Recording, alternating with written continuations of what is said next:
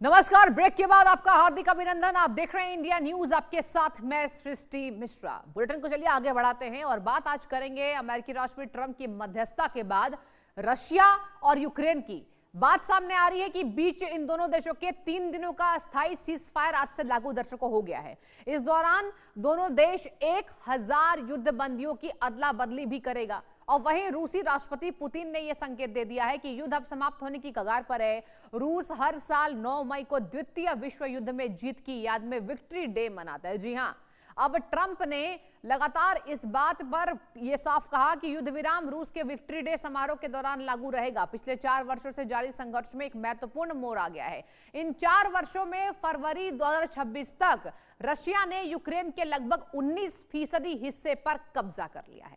इस पूरे घटनाक्रम पर ट्रंप ने दावा कर दिया कि यह पहल उन्होंने सीधे तौर पर की थी और रशिया के राष्ट्रपति जो है व्लादिमीर पुतिन और यूक्रेन के राष्ट्रपति जेलेंस्की ने इस पर सहमति जता दी है। अब ट्रंप ने क्या उम्मीद जताई? युद्ध समाप्त कराने की लेकर बातचीत लगातार जारी है और दोनों देशों के बीच में समझौते की संभावना पहले से ज्यादा बढ़ती दिख रही है।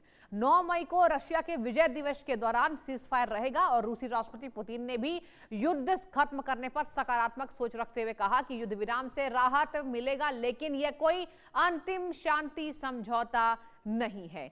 तो दोनों देशों के बीच 3 दिन का ये जो सीज फायर है, इस पर यहां बता दें आपको, राष्ट्रपति व्लादिमीर पुतिन ने साफ कह दिया कि ये कोई अंतिम शांति समझौता नहीं है। यानी कि जिस तरीके से उन्होंने जो अब से सबसे लास्ट शब्द है ये कहकर एक बार फिर से महत्वपूर्ण यहां पर रोचक तथ्य को जोड़ दिया है कि क्या दोनों देशों के बीच में 4 यहां पर साल से लगातार ये जो युद्ध चल रहा है उस पर अब क्या समाधान आगे निकलने को लेगा। ये इस बाबत आज हम विशेष मेहमानों से चर्चा भी करेंगे कुछ ही समय पर, लेकिन इसके पहले एक रिपोर्ट आपको दिखा देते हैं। Somebody said today, they said, oh, well, if the president wants to do it really quickly, after that he'll get bored. I don't get bored. There's nothing boring about this. Do you agree with that, Pete? I don't think there's anything, Mr. General. I think there's nothing boring about it. Somebody actually said from the media, I think he'll get bored after about a week or two. No, we don't get bored. I never get bored. If I got bored, I wouldn't be standing here right now. I guarantee you that, to go through what I had to go through. Что наше дело правое. Мы вместе. Победа всегда была и всегда будет за нами. Слава народу-победителю. Слава ветеранам. Слава вооруженным силам России! С праздником вас! С Днем Победы! Ура! I'm looking at it up here. Yeah, I'll let you know about it later. But last night you said we might be better off not making a deal with tomorrow. well, I wouldn't have to. I didn't say that. I said that if we left right now, it would take them 20 years to rebuild. But we're not leaving right now. We're going to do it so nobody has to go back in 2 years or 5 years.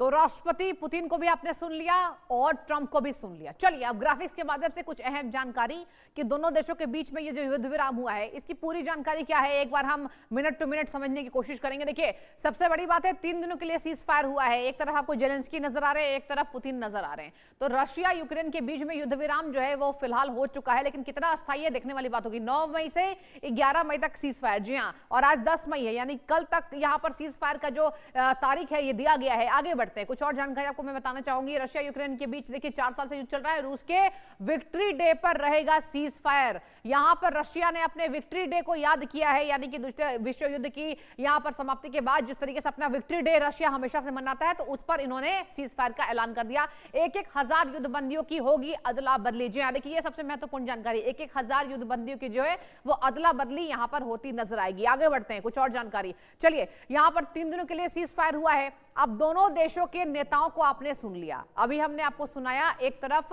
यहां पर राष्ट्रपति Trump क्या कह रहे हैं, वही मध्यस्थता कराने वाले यहां पर एक बार फिर से अपने आप को एक महान नेता हमेशा से बताते रहते हैं, और एक तरफ हमने सुना कि पुतिन ने ऐलान कर दिया कि 3 दिनों के लिए सीज फायर के लिए जेलेंस्की भी सहमत है। सबसे बड़ी बात है यूक्रेन की मध्यस्थता। जी हां, यूक्रेन में यहां पर सामने आया है कि सीज फायर के लिए जेलेंस्की भी जो है वो सहमत हो चुके हैं। दोनों देश युद्ध खत्म करने के फिलहाल कगार पर दर्शकों आ चुके हैं। जी हां, दोनों देश समझौते की ओर धीरे धीरे बढ़ते नजर आ रहे हैं और पुतिन भी युद्ध खत्म करने की सोच रहे हैं। देखिए, नुकसान तो दोनों देशों का हो रहा है, ज्यादा नुकसान यूक्रेन का हुआ, इसके बावजूद भी यूक्रेन अडिग रहा, ठीक ईरान की तरह।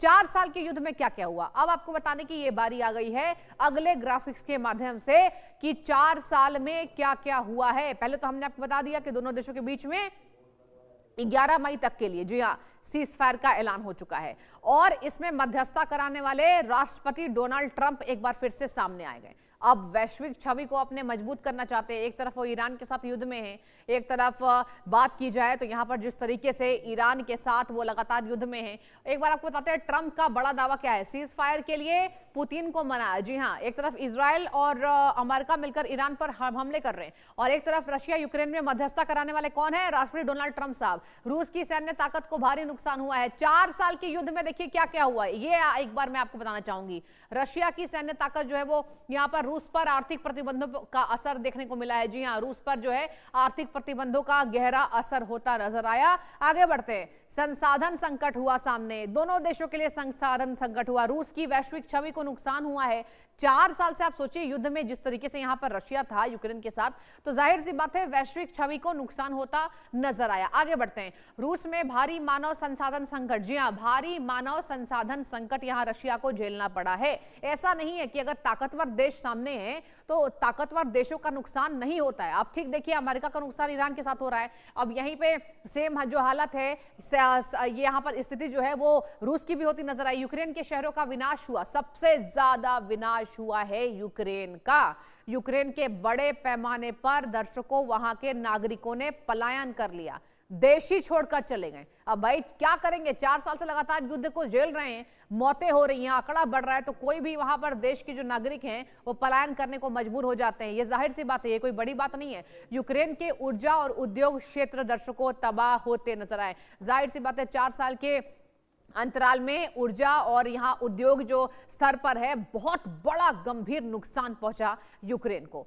तो यूक्रेन की अर्थव्यवस्था पर गहरा संकट हुआ, रूस की सैन्य ताकत को भारी नुकसान हुआ। पहले हमने आपको बता दिया, रूस की यहां पर सैन्य ताकत को भारी नुकसान हुआ और ऊर्जा संकट, उद्योग संकट हुआ। इसके साथ ही चलिए कुछ और जानकारी आपको देंगे और जैसा मैंने आपको पहले कहा था कि आज मेरे साथ खास मेहमान आज जुड़ने वाले हैं और रशिया और यूक्रेन के बीच में जो सीज फायर का ऐलान हुआ है